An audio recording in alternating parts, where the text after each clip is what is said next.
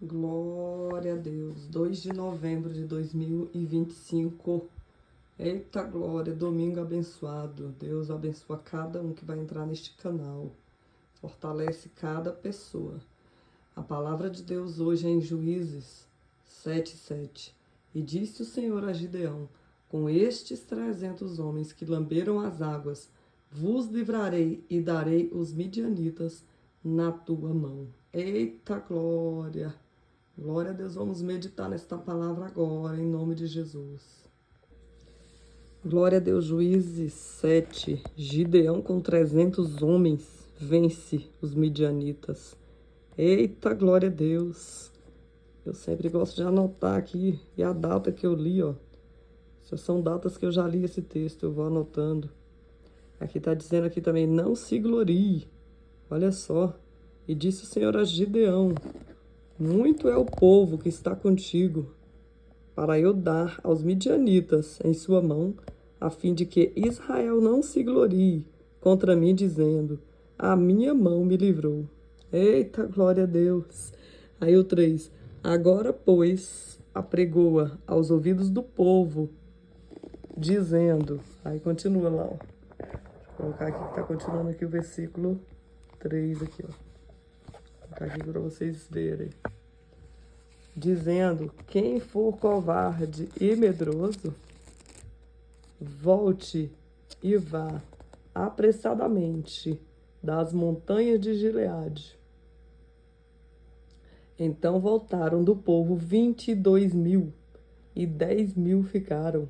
Eita, que é gente que voltou, hein?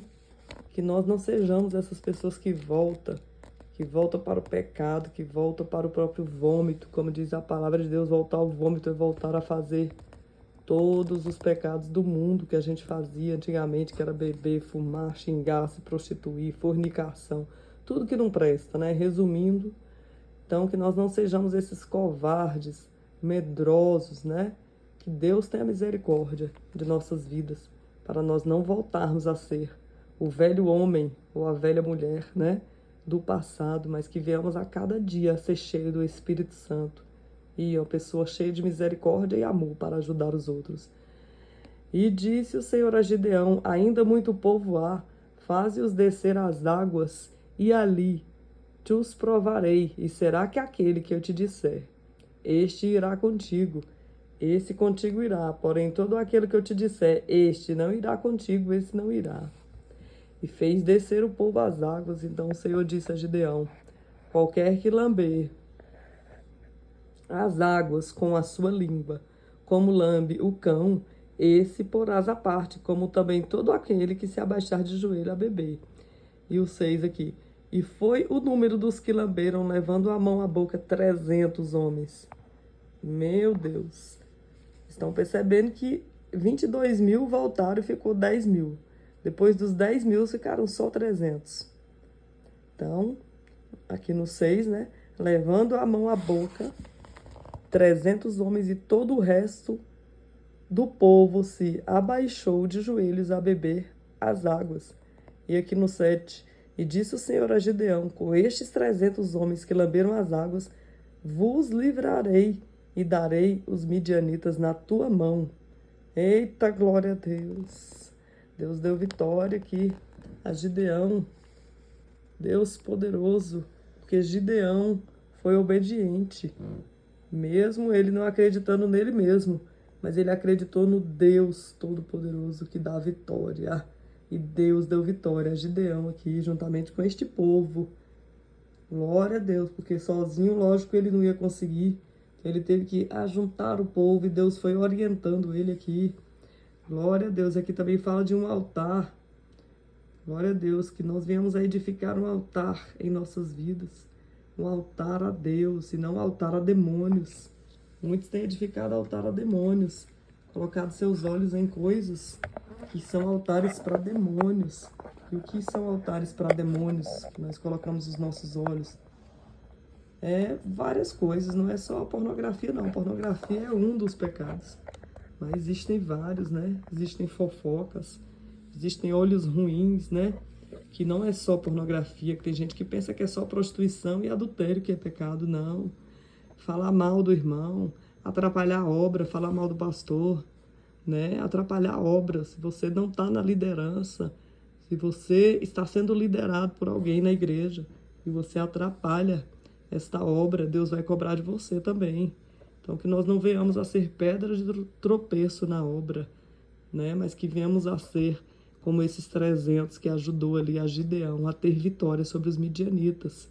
Então, os midianitas aqui representam o inimigo, representa tristezas, dores, desemprego, né? Muita coisa ruim, que é consequência do próprio pecado do ser humano. Deus, ele permite esses males, não é que Deus, ele é carrasco, ele gosta de torturar e ver pessoas sofrendo com dores, com desemprego. Não, não é não. Se você estudar a palavra de Deus, você vai entender que houve a desobediência do ser humano e até hoje existe. O ser humano já nasce com a desobediência, nós já nascemos com o mal dentro de nós por causa do pecado original ali de Adão, da queda no jardim do Éden, da desobediência.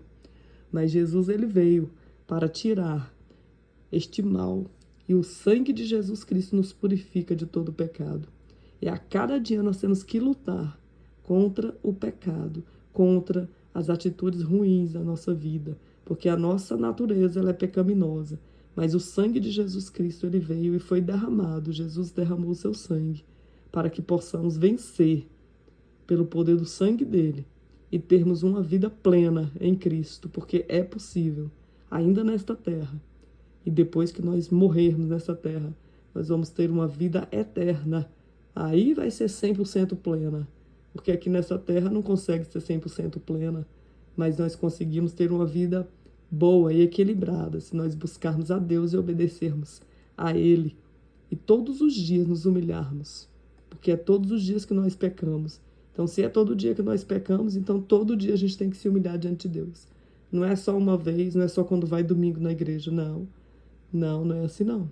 Então a gente tem que estar se humilhando, tem que estar realmente ali sabendo que nós somos pó. Nós somos uns pó, nós somos barro, mas que nós temos um tesouro dentro de nós, escondido dentro deste barro, que é o Espírito de Deus, o fôlego de vida. Então nós temos valor para Deus. E nós temos valor para nós mesmos e para a nossa família. E o inimigo vem e sopra no ouvido de muitas pessoas que ele não tem valor, não é verdade? E traz toda a tristeza ali do pecado. Mas Deus, ele vem para tirar essa tristeza. Jesus, ele veio para isso. E aqui nós estamos estudando a palavra. E vamos edificar um altar de Deus em nossa vida, no nosso coração, na nossa mente. Vamos substituir as coisas que não traz edificação para a nossa alma pelas coisas que edificam a nossa alma. E o que é que edifica a nossa alma e o nosso espírito? É a leitura da palavra, ouvir louvores, ouvir testemunhos. É isso que fortalece, né? Vamos parar de encher a nossa alma, a nossa mente, o nosso coração de coisas que não edificam. E assim nós vamos ficando tristes e não entendemos às vezes o porquê. Porque nos falta Deus. Então, enquanto nós não edificamos um altar de Deus em nosso coração, e nós enchemos o nosso coração, a nossa mente de coisas que não traz paz, aí nós vamos ficando tristes, vamos ficando desanimados com as lutas da vida, porque são muitas lutas. É na área financeira, é na área matrimonial de casamento, com os filhos, tudo vem as lutas e o inimigo entra. E aí o inimigo vem para matar, roubar e destruir, como diz lá em João 10:10. Mas Jesus, ele veio para dar vida e vida com abundância. Glória a Deus, está escrito lá também, João 10:10. Depois vocês leiam. Então, nós só não vamos ter uma vida com paz, não estou falando de dinheiro não, estou falando de paz, de tranquilidade. Nós só vamos ter essa vida quando nós buscarmos a Deus e termos um altar dele em nosso coração e também na nossa casa. Ler a Bíblia, orar, escutar louvores, jejuar e nos quebrantar e nos humilhar na presença dele. Glória a Deus. Versículo 26 aqui do capítulo 6 de Juízes. E edifica ao Senhor teu Deus um altar no cume deste lugar forte, num lugar conveniente. E toma o segundo boi e oferecerás em holocausto com lenha, com a lenha que cortares do bosque. Glória a Deus. Aqui Gideão derrubou o altar de Baal, derrubou o altar do Deus falso. E quase ele perde a vida por causa disso. Ele não perdeu a vida porque Deus não permitiu que ele perdesse. Levantando-se, aqui no 28, levantando-se, pois, os homens daquela cidade de madrugada, eis que estava o altar de Baal derribado, e o bosque que estava ao pé dele cortado, e o segundo boi foi oferecido no altar de novo edificado. E uns aos outros disseram, quem fez esta coisa? E esquadriando e inquirindo disseram, Gideão, filho de Joás, fez esta coisa. Descobriram que foi Gideão que fez, né? Ali que derrubou o altar de Baal.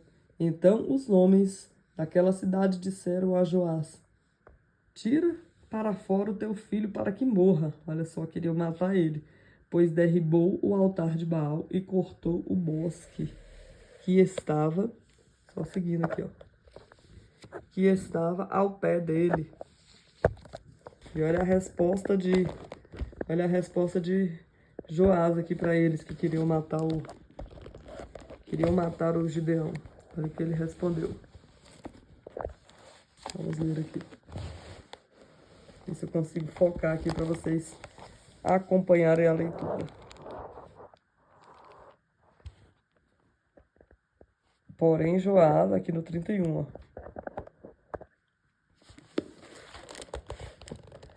Porém, Joás disse, aqui, ó. Porém, Joás disse a todos que se puseram contra ele, contenderei vós por Baal, livrá-lo-eis vós, qualquer que por ele contender, ainda esta manhã será morto.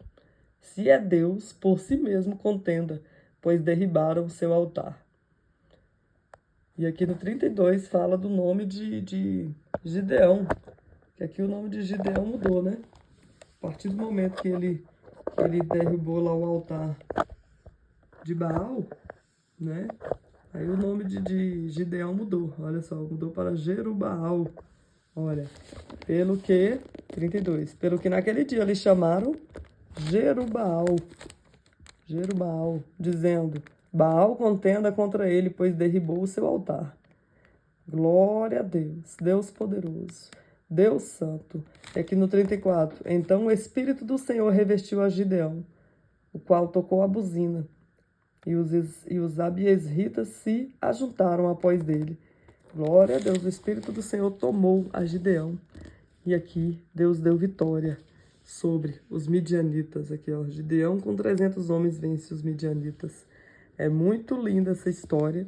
E essa história se repete na nossa vida. Porque Deus, ele dá vitória para aquele que confia nele. Glória a Deus, que você se levante e confie no Senhor. Glória a Deus todos os dias da sua vida. Que você não venha desanimar da presença de Deus, de buscar a Deus, porque o inimigo quer isso mesmo, quer ver você no chão, quer ver você derrotado, mas o sangue de Jesus tem poder na sua vida. Se levanta, procura uma igreja, vai congregar, onde tem pessoas com defeito, assim como nós temos defeito. Então, se nós acharmos defeito em todo lugar que a gente for, a gente não vai conseguir congregar em igreja nenhuma, que realmente todo mundo tem defeito. Quem é que não tem? O ser humano é cheio de defeito, nós somos cheios de defeitos. Então, na igreja a gente vê pessoas com problemas maiores que os nossos e estão buscando a Deus, estão firmes ali, até o dia em que Jesus chamar e que a pessoa morrer e ele vai para o céu, ele vai ter novos céus e nova terra. Então, nós temos que congregar, buscar a Deus para isso, para nos fortalecermos, porque em casa é muito mais difícil. Eu já tive essa experiência, mas em casa é muito difícil, a gente enfraquece. E na igreja a gente se fortalece, porque a gente vê os problemas dos outros irmãos. E às vezes tem um irmão que tem um problema menor que o nosso, a gente ajuda. E às vezes tem outro que tem um problema maior que o nosso, a gente é ajudado por ele. Porque se ele tem um problema maior que o nosso, e ele tem fé e está buscando a Deus, então por que nós não vamos? Então é para isso que serve a igreja que Jesus deixou, né? O ajuntamento de pessoas é para isso. Glória a Deus, e que não venhamos apontar os defeitos uns dos outros, mas que venhamos a olhar para Jesus Cristo, que é o autor e consumador da nossa fé. E só Ele que é perfeito. Só Ele, não existe ninguém perfeito. Glória a Deus, a igreja é o lugar de pessoas imperfeitas buscando a Deus que é perfeito. Fica com Deus, em nome de Jesus, que Deus possa abençoar cada um que entrar neste canal. Amém, Senhor.